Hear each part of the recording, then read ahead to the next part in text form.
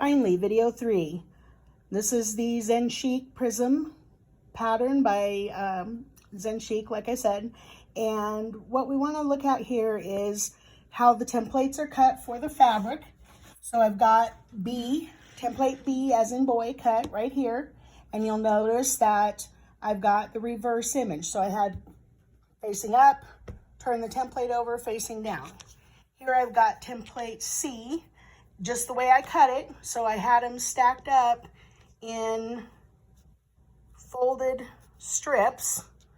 And there's my reverse images.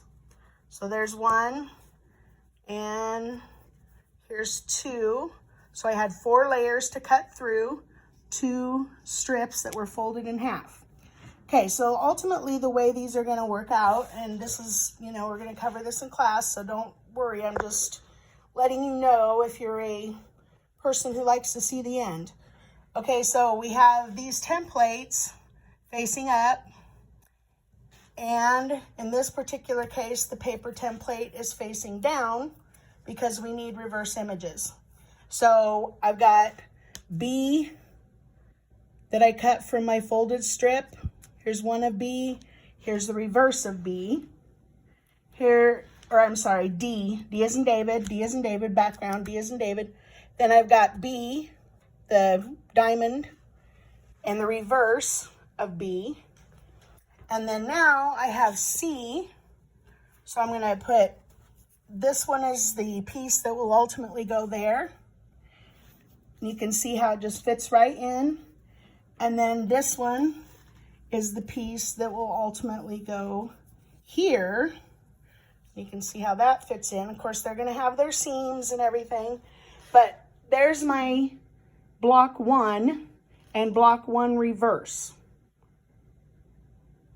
So when we get to sewing, what we'll end up needing to do, bring a number 2 mechanical pencil, because what we'll need to do is we'll need to draw the lines on half of these.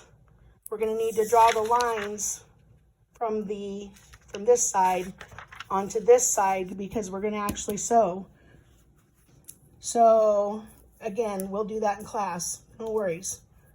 Just kind of showing you though why we need to make sure we have the reverse images, okay? So we've got these blocks that are facing in different directions. They're gonna complete our diamonds out at the edges. Now, last thing, these are the pieces of layer cakes that were left over. Now, I know that some of you, it would pain terribly to throw these 2 pieces away. Don't feel guilty if you do, no one's judging. This piece here, you can keep it as is for your scraps. What I'm gonna do, you can see here, if I'm really pretty careful, I can get a 3.5 inch square out of there.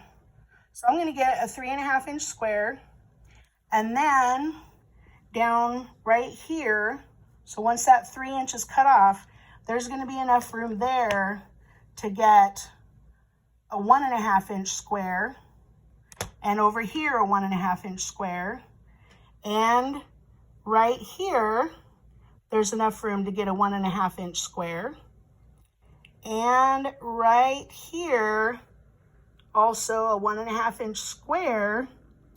So if you want to save and be frugal, you would end up having 1, 2, 3, 4 1.5 inch squares from each layer cake piece and a 3.5. So you could make a 4 patch and save those for another little project or make something cool. You could save your 3.5s for something else. So don't feel like this is all, wasted fabric if you are a person who doesn't like to waste fabric. That's all I have to say about that. So good luck.